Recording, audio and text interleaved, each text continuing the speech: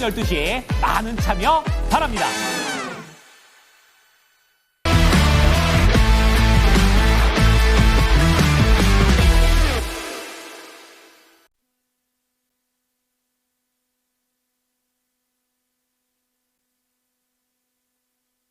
네, 프로의 시선입니다. 선투자의 송범선 실장 함께하겠습니다. 시장님 어서 오세요. 안녕하세요. 네, 오늘도 여러 가지 얘기거리들이 많은데요. 어떤 거를 또 가지고 오셨을지 주제 함께 확인하겠습니다. 네, 로봇과 자율주행차의 핵심 부품이라고 잡아주셨는데 결국 AI의 끝판왕은 로봇이 되지 않을까요? 그런 생각이 조금 들고요. 최근에 보니까 뭐 자율주행과 관련해서도 여러 가지 뭐 기술들, 신기술들이 CES에서도 얘기가 많이 나오게 되면서 주목도가 상당히 높은 상황이라고 할 수가 있겠습니다. 이쪽으로 오늘 주제 잡으신 이유가 있어요?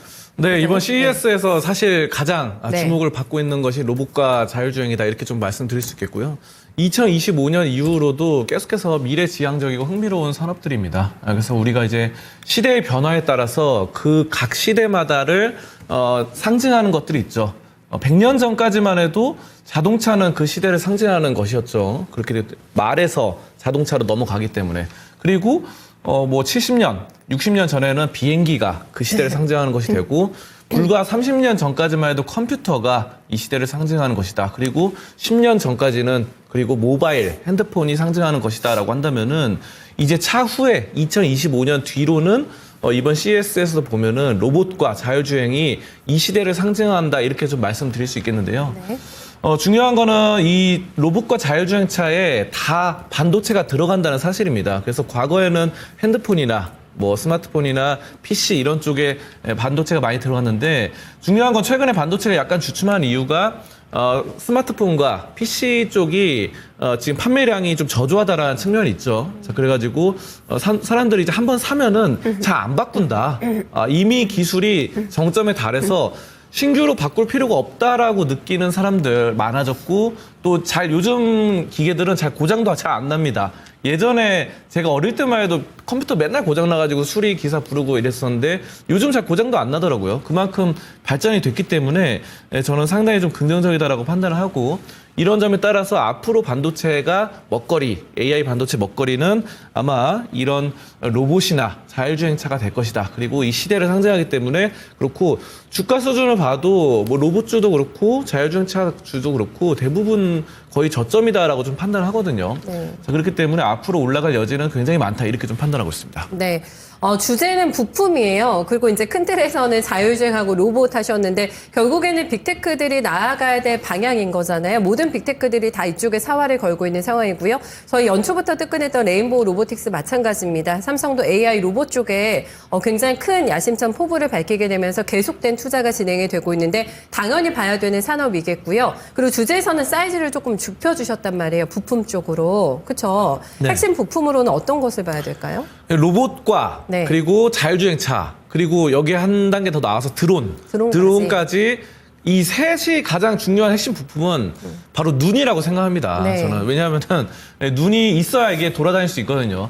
사실 인공지능이 챗 GPT 같은 경우는 눈이 필요 없죠. 그냥 뭐 두뇌만 있으면 됩니다. 브레인만 있으면은 대답하고 말하고 이렇게 하는데 연산 능력의 뭐 추론이나 이런 것들 문제가 없기 때문에 근데 이 챗 GPT 같은 것들이 이 기계 몸속으로 들어와가지고 움직여야 되잖아요. 네. 그래서 사람이 앞에 있는데 뭐 어린 아이가 갑자기 뛰어나왔는데 그 로봇이 그거를 밀고 나간다. 그럼 어린 아이가 크게 다칠 수 있겠죠. 그렇기 때문에 이 로봇한테도 이거를 어린 아이가 갑자기 튀어나온 것을 감지할 수 있는 이렇게 이 부채꼴형으로 이걸 감지할 수 있는 이 센서가 중요합니다. 결국은 로봇 네. 눈이죠. 로봇에게 눈이 중요하고 네. 뭐 자율주행차도 마찬가지죠. 이 사물을 감지해야 되니까. 그리고 드론 같은 경우도 사실 뭐 이렇게 조종하는 드론 같은 경우는 크게 뭐 필요가 없을 수 있을 것 같아요. 근데 이것도 카메라가 역시 중요한 부분이고 네. 요즘은 전쟁 같은 데에서는 그 드론 떼로 막 날아다니잖아요. 수십 대가. 근데 네. 이거를 하나하나 다 조종하기 어렵기 때문에 AI를 적용을 합니다. 우크라이나 전쟁에서도.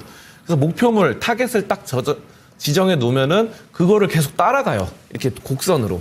그래서 만약에 나무가 있다. 나무를 피해서 갑니다. 이런 것들이 스스로 판별할 수 있는 눈이 장착되어 있는 게 AI 드론이다. 이렇게 말씀드릴 수 있겠고 이 눈으로 말씀드리면은 라이다와 레이더가 있다. 이렇게 좀 말씀드리겠습니다.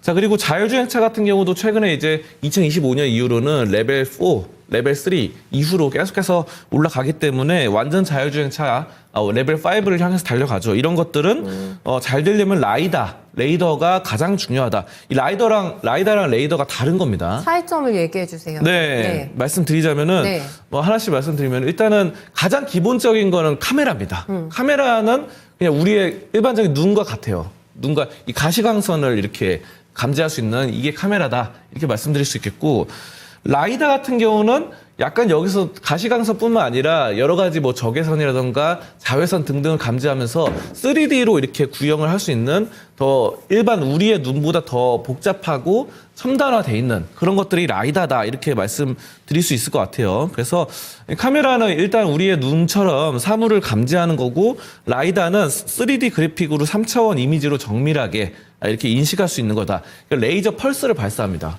레이저를 발사해가지고 그 사물을 주위에 반사돼 돌아오는 것들을 물체로 이렇게 인식한다라는 거고, 그럼 레이더는 뭐냐? 레이더가 여기서 중요합니다. 우리가 라이더까지는 이렇게 지금 화면에 보이시다시피 네. 뭐 앞에 자전거도 있고 트럭도 있고 높이도 알아야 되죠. 네. 뭐 신호등 이런 것도 봐야 되고 뭐 양사방을 이렇게 봐야 되는데 높이와 넓이, 방향 이런 것들을 라이더가 측정하는데 이 문제가 있어요. 이 자율주행차나 뭐 로봇도. 네.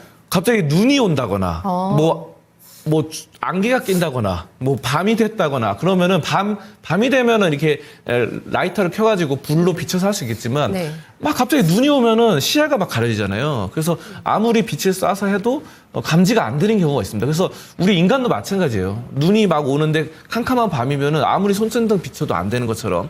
자, 이럴 때 레이더가 중요합니다. 레이더는 전파라고 보시면 돼요.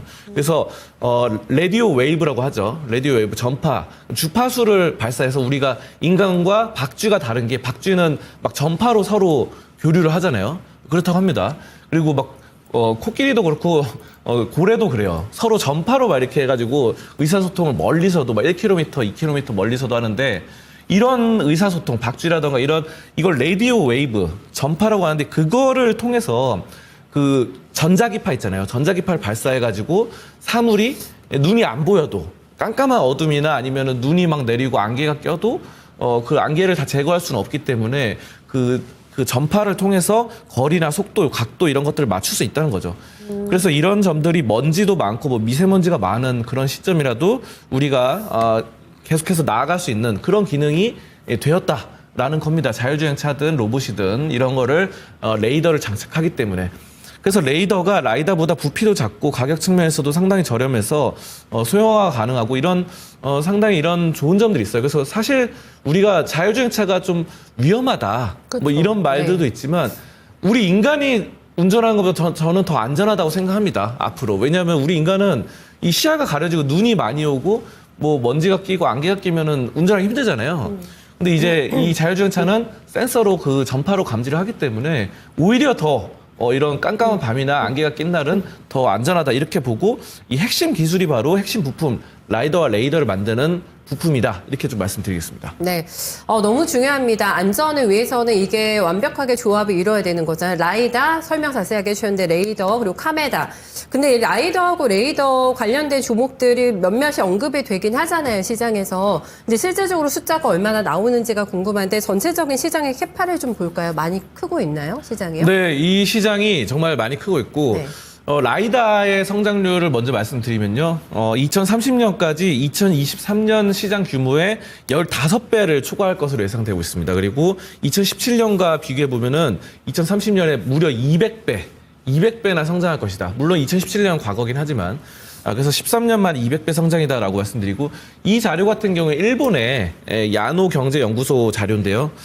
보시면은 레이저 이 시장의 이런 규모가 2017년에 25억 엔이었는데 2030년에는 4,959억 엔 이렇게 성장을 합니다. 그래서 200배로 성장한다.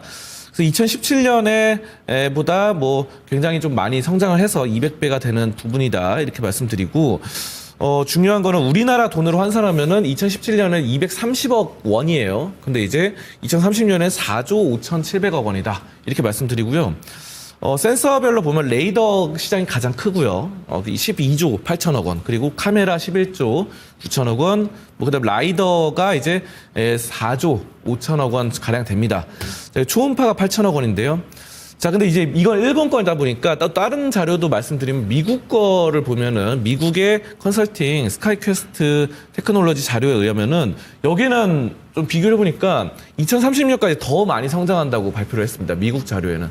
그래서 무려 7조 원, 2030년에 7조 원 규모로 성장하는데 아까 전에 말씀드렸던 일본의 이 야노 경제연구소에서는 4조 5천억 원이라 그러면은 미국 건 7조. 이 예상이다 보니까 여러분들이 여러 자료들을 보고 그 중간값을 매기는 게 중요할 것 같아요. 어쨌든 그 엄청난 성장률을 기록하고 있다. 일본이든 미국이든 다들 좀 굉장히 큰 성장을 기대하고 있다. 이렇게 좀 판단하고 있습니다. 네.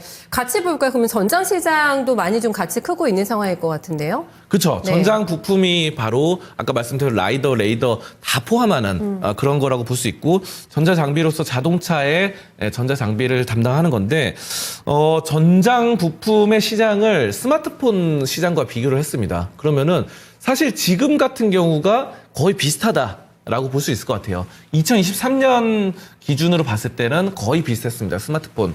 근데 이게 이제 2025년 올해부터 확 나뉜다는 거죠. 그래서 전장 부품 시장이 좀 올라간다라는 거고 2021년에는 스마트폰 시장이 더 컸습니다. 그래서 스마트폰 부품 시장의 70%가 전장 부품 시장이었다. 그런데 이제 2025년에는 전장 부품 시장이 2,400억 달러. 그리고 스마트폰은 바로 그 정도가 안 되죠. 그렇게 보시면 되고. 역전이 딱 되네요. 네, 스마트폰은 1,940억 달러고 2030년에는 3,200억 달러가 전장 부품이고 2030년에 스마트폰은 2,260억 달러로 아무튼 지금 전장 부품이 그 라이더, 레이더 포함하는 또 그리고 여기는 라이더, 레이더뿐만 아니라 뭐 여러 가지 전자 장비, 자동차에 들어가는 음향이라던가 조명 다양한 것들이 다 들어가죠. 전자 장비이기 때문에. 자, 그래서 연평균 2029년까지 14%씩 전장 부품이 시장이 성장해 나가고 있고요. 여기에 발맞춰서 이제 좀 잘하고 있는 회사들을 말씀드리면은 뭐 일단은 삼성전기와 LG이노텍이 잘합니다. 삼성전기가 여러분들 MLCC로 많이 아실 거예요. MLCC 반도체의 쌀이다. 라고 하는 그런 것들로 알고 계시는데 이 전장 부품도 잘합니다. 그래서 이 삼성전기가 파워 인덕터를 만들고 생산을 한다. 이렇게 보시면 되는데 전기차 카메라에 탑재되는 겁니다. 자, 그래서 이 파워 인덕터가 이 카메라에 반도체의 안정적인 전력을 공급하는 역할을 한다. 이렇게 보시면 되고 차량 한 대에 탑재되는 파워 인덕터가 100개 정도인데요. 스마트폰 대비 2배 이상 많이 쓰입니다. 그래가지고 2030년에는 현재보다 한 2배 이상으로 커질 것이다. 이렇게 좀 판단하고 LG이노텍 역시도 카메라 센서 등 뭐 이런 것들 전자장비 전장 굉장히 잘하고 있기 때문에 우리가 이 두 기업이 좀 주축으로 해서 굉장히 좀 크게 성장할 것이다. 이렇게 좀 판단하고 있습니다. 네. LG노텍이 또 올해 CES에서 모빌리티 단독 테마로 전시관을 꾸렸더라고요. 얼마나 이 사업에 힘을 싣고 있는지를 볼 수 있는 대목이 되지 않을까 싶고요. 삼성전자도 파워 인덕터 쪽에서는 탑이라고 하네요. 이쪽도 함께 좀 보시면 좋겠습니다. 둘 중에서 그러면 탑픽을 고르신다면 어떤 쪽인가요? 네, 현재로서는 이 LG이노텍을 좀 꼽도록 하겠습니다. 네. 사실 LG이노텍은 그냥 이 카메라 그리고 카메라 모듈 전자장비 이쪽으로 몰빵하는 회사입니다. 그래서 저는 이 분야에서 LG이노텍이 가장 강력하다고 보고 삼성전기 같은 경우는 뭐 MLCC도 하고 여러 가지 많이 하잖아요.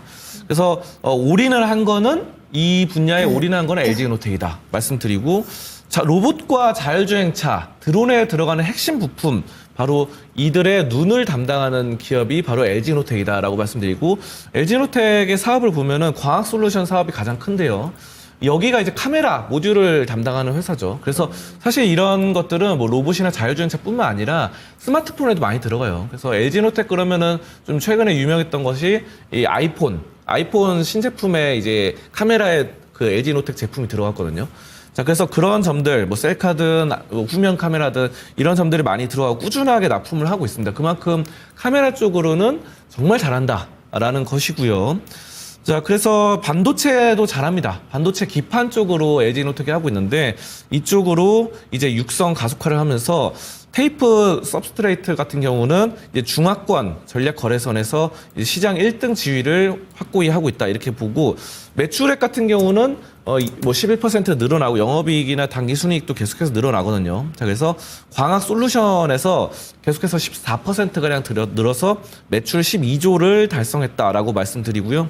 아까 말씀드렸던 뭐 라이더, 레이더 이런 것들 다 잘합니다. LG 이노텍이. 그래서 이런 점들로 우리가 이제 차량용으로 전장 쪽으로 잘하고 있고 뭐 로봇이나 드론 쪽에도 들어갈 수 있다는 거고 LG 이노텍이 스마트폰 카메라만 이제 10년 넘게 했어요. 전장 쪽과. 그렇기 때문에 이 기술력이 있어가지고 센서 퓨전을 이렇게 제공할 수 있는데 센서 퓨전 같은 경우는 뭐 라이더나 레이더 이런 여러 가지 장비들이 이렇게 복합적으로 뭉쳐가지고 정확한 결과를 도합해내는 이런 기술입니다. 그래서 이런 점들 3D 센싱 모듈로 좀 잘하고 있다는 측면이고요. 그리고 이제 보면은 기판 쪽으로도 뭐 디스플레이 마스크 이런 것들을 하고 있어요. 그래서 우리가 디스플레이를 제조할 때 이런 노광, 공정용 포토 마스크 이런 거 하잖아요. 그런 거 하는데 이제 거기에는 증착용 마스크 이런 것들 잘하고 있고 패키지 이런 쪽으로 기판하는데 기판 사업 사실은 반도체 기판 사업은 그렇게 크지는 않습니다. 20% 30%밖에 안 되고 뭐 카메라와 전자장비 이쪽으로 뭐 라이더, 레이더 이쪽으로 잘하는 회사다 보니까 이쪽으로 해서 우리가 미래의 먹거리를 좀 살릴 수 있지 않을까. LG이노텍이. 그래서 목표가 같은 경우는 LG이노텍 현재가는 뭐 17만 원 선인데요. 목표가는 20만 5천 원으로 보고 있고요. 그다음 손절가는 15만 원 이렇게 잡으면서 LG이노텍 지금 뭐 저점이고 이 종목은 뭐 밸류업 펀드 이런 쪽에도 이제 속해 있어요. LG 그룹 중 거의 유일한 것 같습니다. 거의 제가 봤을 때는. 그렇기 때문에 LG전자도 없는데 LG이노텍이 들어가가지고 그래서 밸류 측에서도 금감원의 인정을 받았다라는 약간 공인 인증 같은 것도 받았기 때문에 저는 지금 이 가격대에서 20만 원 넘게 20만 5천 원까지 바라보고 있습니다. 네, 알겠습니다. 가격대까지 설명 자세히 들어봤네요. 오늘 수고 많으셨습니다. 감사합니다. 네, 지금까지 송범선 실장과 함께한 프로의 시선이었습니다.